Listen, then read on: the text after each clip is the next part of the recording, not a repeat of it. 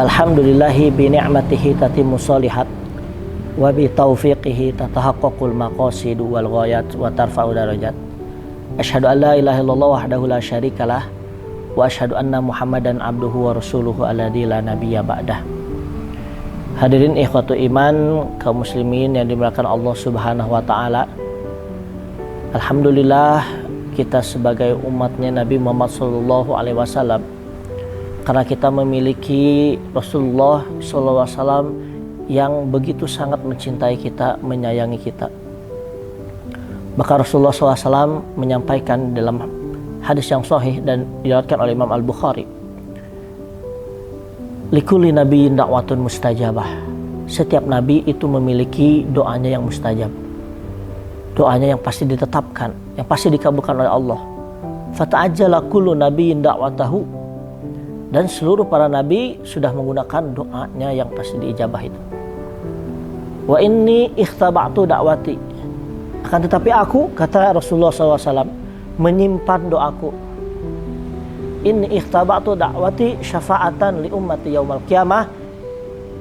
Aku menyimpan doaku untuk kelak menjadi syafaat untuk umatku kelak di hari kiamat.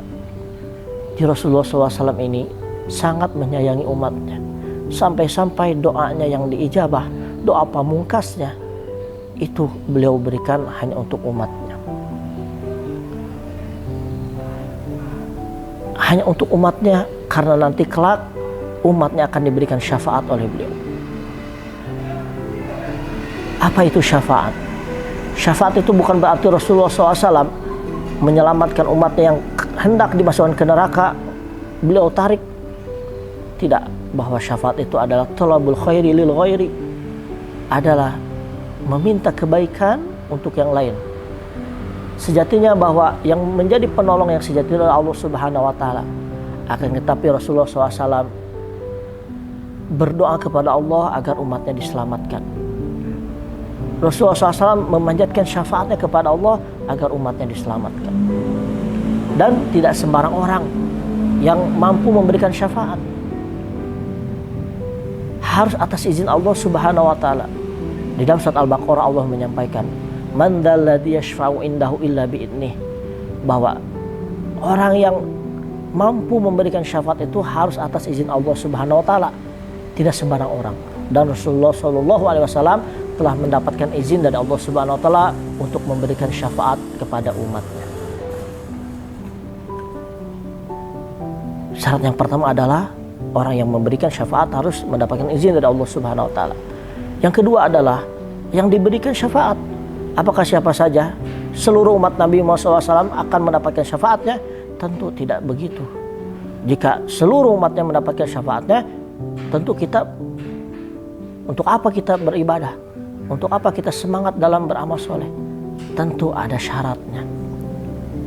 Wa ma yashfa'una illa liman irtada, dan syafaat itu hanyalah kepada hamba-hamba Allah yang Allah ridhoi. Jadi hanya kepada hamba Allah yang Allah ridhoi.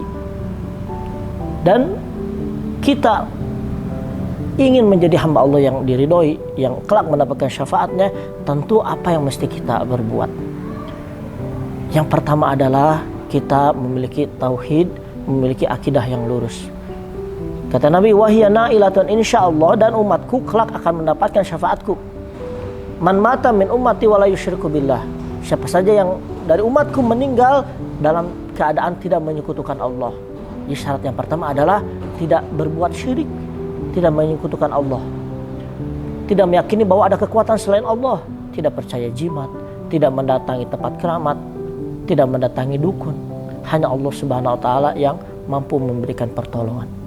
Syarat yang pertama adalah tauhid, akidah yang lurus. Syarat yang kedua adalah menjadi ahli sunnah, yang berpegang teguh kepada sunnahnya Nabi Muhammad SAW. Karena dengan kita berittiba kepada Nabi, mengikuti sunnah Nabi, ini menjadi modal kita sehingga kita termasuk kepada hamba Allah yang diridhoi. Kata Nabi, ana faradtukum fil haud, aku menunggu kalian di telagaku. Nabi punya telaga, ya, disebut dengan telaga Al-Kautsar. Di saat nanti orang kehausan, dan ketika meminum air di telaga Nabi tidak akan merasakan kehausan sampai kapanpun. Tetapi ada beberapa orang yang Allah larang, Allah cegah untuk mendatangi telaganya Nabi. Kata Nabi, ya Allah, ummati, ummati, ya Allah, itulah umatku, itu umatku. Kata Allah, innaka la tadri ma ahdatsu ba'daka. Wahai Muhammad, engkau tidak tahu apa yang mereka perbuat, apa yang mereka ada-adakan setelah engkau meninggal. Apa yang mereka lakukan dalam beribadah, mereka memodifikasi, mereka membuat hal-hal yang baru. Dan ini tentunya perbuatan-perbuatan yang mesti kita hindari.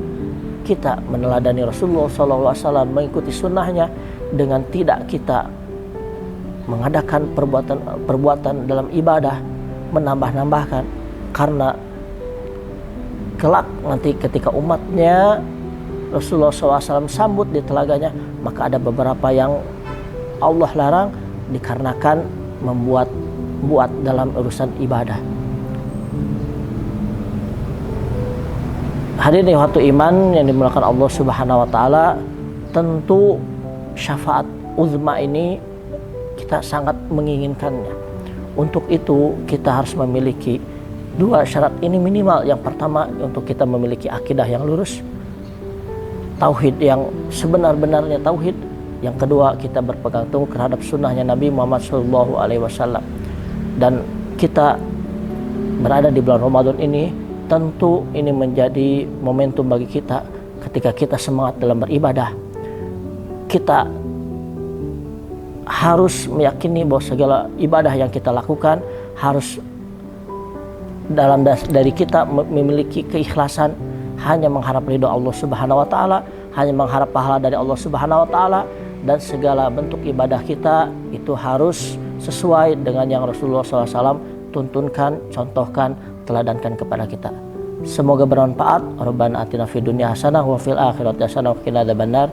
Aqulu qouli hadza wa astaghfirullah li wa lakum.